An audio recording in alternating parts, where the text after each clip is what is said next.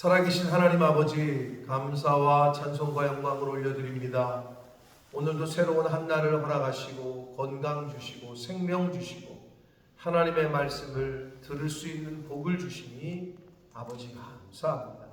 이 시간 하나님의 말씀을 하나님의 음성으로 듣기를 소원하는 한 사람 한 사람 위에 성령으로 임하셔서 말씀을 들을 때에 그 말씀을 귀로 듣고 마음으로 받고 눈으로 보고 가슴에 새길 수 있는 시간 되도록, 마음판에 새기는 시간 되도록 성령 하나님 이 시간을 주장하여 주옵소서.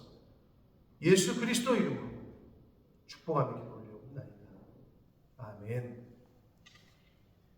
7월 30일 화요일 새벽 예배 본문의 말씀은 역대상 15장 1절에서 24절까지 말씀이 되겠습니다. 역대상 15장 1절에서 24절까지 말씀을 통해서 화요일에 주시는 하나님의 은혜를 함께 나누도록 하겠습니다. 자, 지난 역대상 13장에서 다윗은 하나님의 언약궤를 옮기려고 했습니다. 예루살렘으로 옮기려고 했는데 실패를 합니다. 13장에서 우리가 보신 대로 하나님의 방법대로 하지를 못했어요.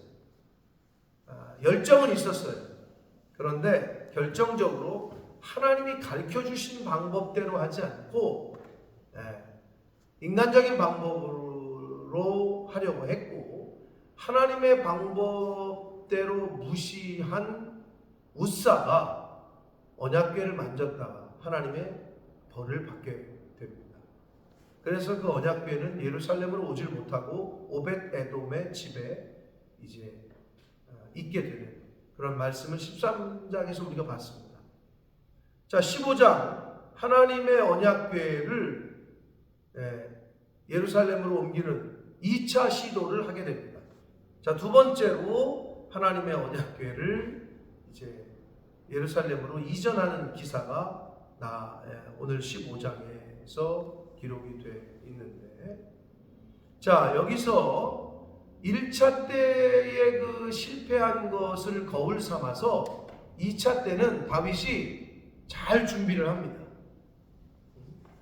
그래서 언약궤를 놓을 장막도 준비를 끝내고 언약궤를 운반할 레위 지파도 모집을 하고 그 레위 지파에게 몸을 성결하게 하라고 잘 준비를 해요. 그러니까 모세의 율법대로 하나님이 정하셨던 그 법대로 잘 준비를 합니다. 1차 때의 궁극적인 실패는 다윗이 인간적인 방법으로 그리고 편리함을 위해서였을 거라고 추측이 되는데, 한마디로 오늘날로 말하면 좋은 차를 보내요. 새 수레를 통해서 그 새 수레에다가 언약궤를 실어서 옮기려고 했어요. 그거는 인간적인 방법이었고 다윗의 생각이었어요. 그러나 하나님의 방법은 레위인들, 구별된 레위인들이 그 언약궤를 메고 운반해야 했습니다. 그래서 이번에는 그 모세의 율법대로 하나님의 법대로 그대로 실행하게 되고 이제 옮기게 되는 내용이 15장에 기록되어져 있습니다. 자, 1절 보시면 다윗이 다윗성에서 자기를 위하여 궁전을 세우고 또 하나님의 궤를 둘 곳을 마련하고 그것을 위하여 장막을 치고 하나님의 언약궤를 둘 곳을 마련했어요.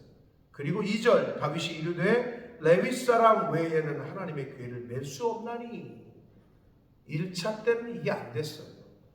새 수레, 하여튼 마차 같은 거에다가 실어서 옮기면 빠르잖아요. 편리하고.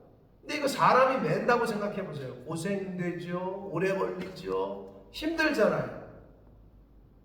그러나 여러분, 신앙생활은 자기 편리함에 따라서 하는 게 아니라 하나님의 말씀을 따라서 해야 한다는 것을 우리가 이 사건을 통해서 교훈받을 수 있습니다.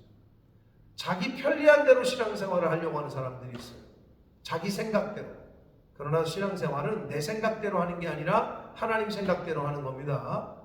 내 편리함이 아니라 하나님 말씀대로 해야 된다라는 것을 이 언약궤를 운반하는 과정의 말씀을 통해서 우리가 교훈받을 수 있습니다. 자, 그래서 다윗이 1차 때의 실패를 거울 삼아서 2차 때는 하나님의 말씀대로 해요. 4절 보시면 다윗이 아론 자손과 레위 사람을 모았다. 그러니까 잘 준비를 합니다. 1차 때의 실패를 거울 삼아서.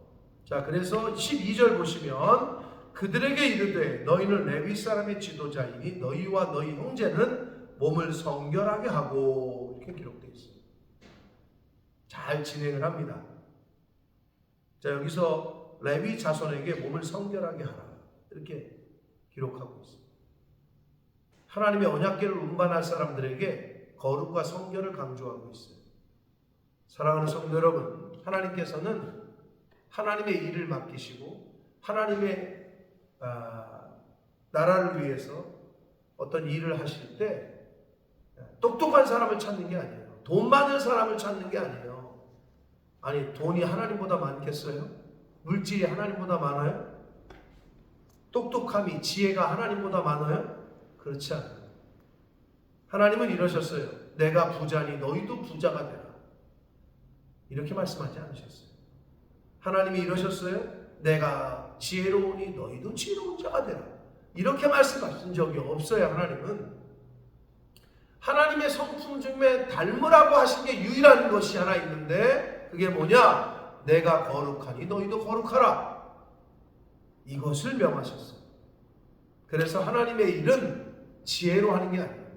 물론 지혜도 있어야 되는데, 똑똑하다고 해서, 그리고 돈이 많다고 해서 하는 게 아니라 거룩하고 성결되고 구별된 사람, 불의하지 않고 부정하지 않고 하나님이 찾으시는 사람이 바로 이런 사람입니다.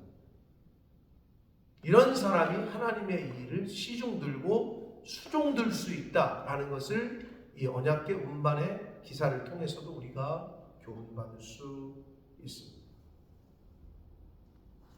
13절 보시면 전에는 너희가 매지 아니하였으므로 깨달았어요. 1차 때에 레위인들에게 하나님 말씀대로 시키지 않고 좀 빠르고 편리하게 하려고 했는지 새 수레를 준비했다가 거기다가 언약궤를 실어 나르다가 그런 실패를 맛보게 된 것을 기억하면서, 전에는 너희가 매지 아니하였으므로 우리 하나님 여호와께서 우리를 찢으셨으니 이는 우리가 규례대로 그에게 구하지 아니하였음이라 하니.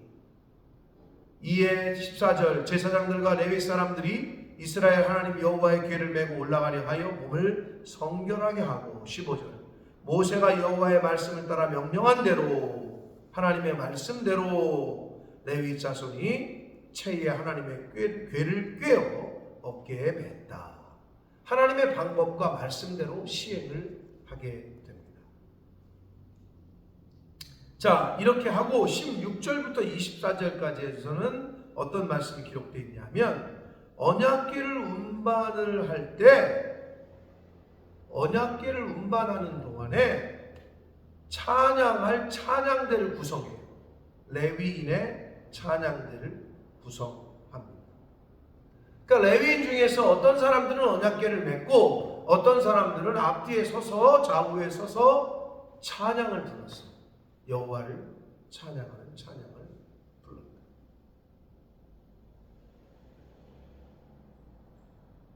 왜냐하면 언약궤는 하나님의 임재를 상징하거든요. 하나님에게 필요한 게 뭘까요? 돈이에요? 하나님의 필요한 게 뭘까요? 권력이에요? 아니에요. 하나님은 영광 받으시기를 원하고 찬송 받으시기를 원하고, 그래서 이 백성은 내가 나를 위해서 지었나니 여호와를 찬송하게 하려 함이라 라고 말씀하고 있습니다. 그래서 우리가 흔히 그런 말 비유로 많이 하지 않습니까? 천국에는 성경책도 없다. 천국에는 설교도 필요 없다. 왜? 하나님 자체이시니까.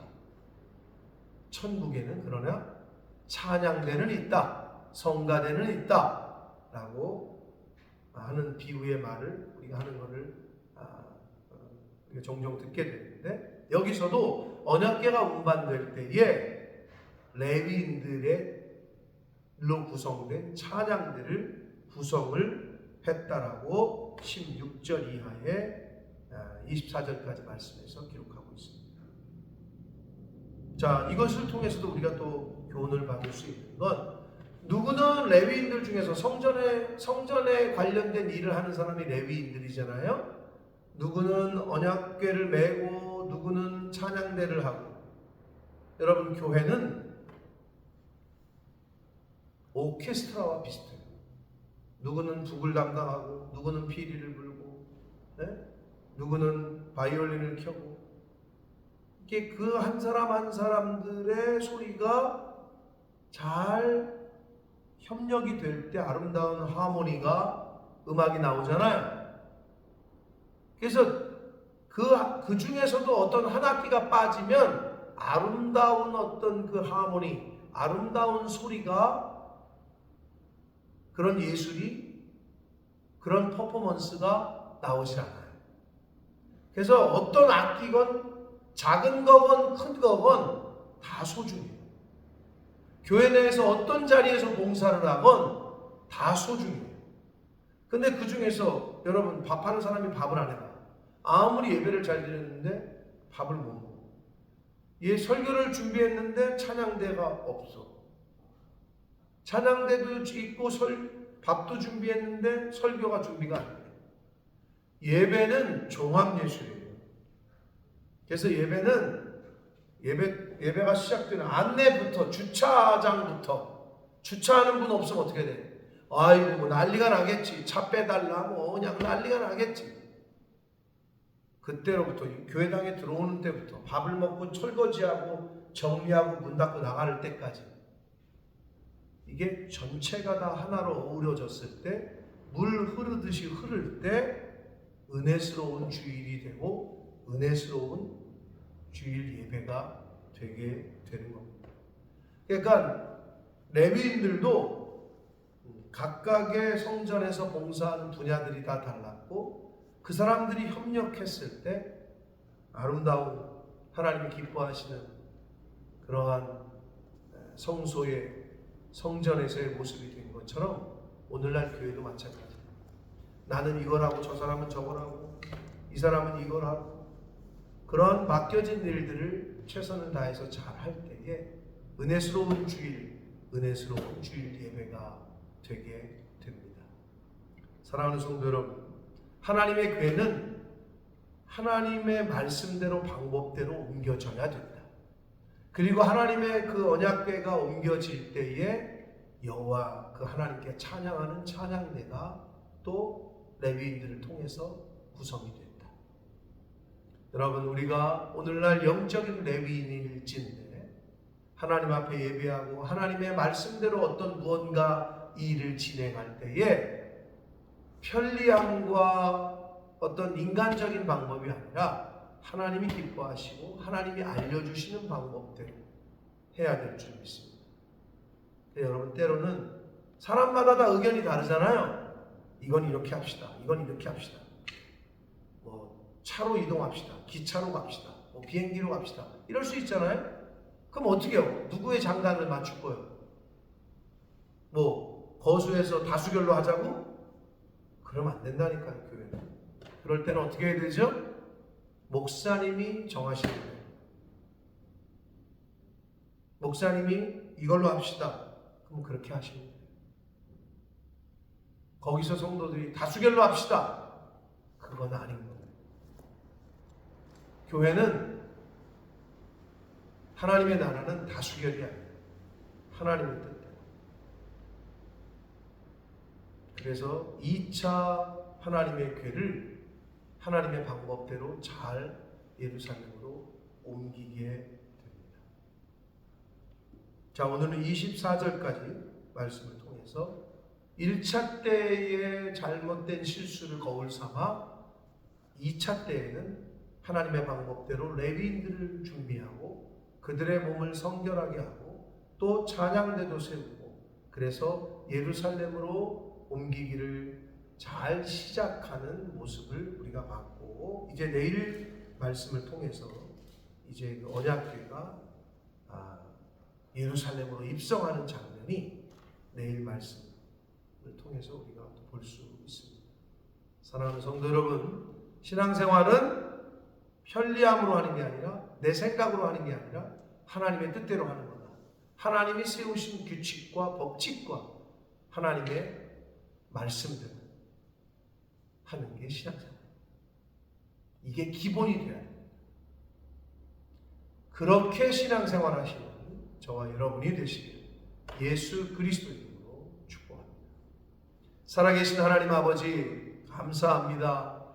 아버지, 오늘도 생명 주시고 새날 주시고 하나님의 말씀을 들음으로 하루를 시작하게 하시니 하나님 감사합니다.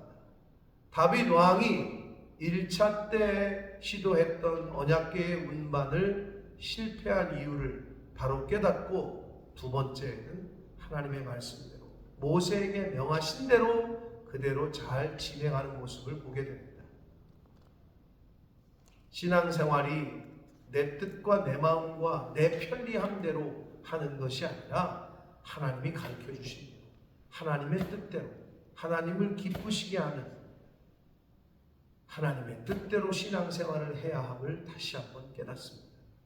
내 마음에 맞지 않는다고 해서, 아니 왜 걸어가, 자동차를 타고 가지, 왜 자동차를 타고 가, 기차를 타고 가지, 사람마다 다 다를진데 주의 종의 뜻대로, 하나님 말씀대로, 세우신 목사님의 뜻대로 그렇게 순종하며 나아가는 성도로서의 자세를 갖고 그러한 교회의 모습으로 신앙생활하는 저희들이 될 수 있는 주님 은혜 내려 주옵소서. 예수 그리스도 이름으로 축복하며